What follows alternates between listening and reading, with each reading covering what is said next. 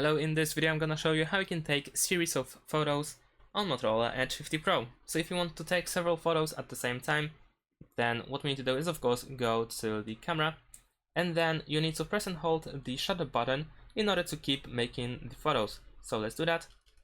And as you keep holding it, you will make several photos. After that you can go to the gallery over here. And here at the bottom you will find all the pictures that you have taken. So here you have the list. You can also tap on this icon on the left side, and now you have all photos that you have taken this time. And here you can tap select and choose photos which you are interested in.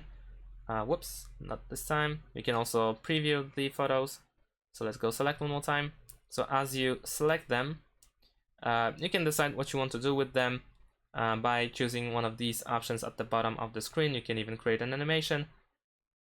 So let's keep pressing, and if you want to, you can also delete all of them by simply selecting them and then press delete over here and move to trash. And that's it.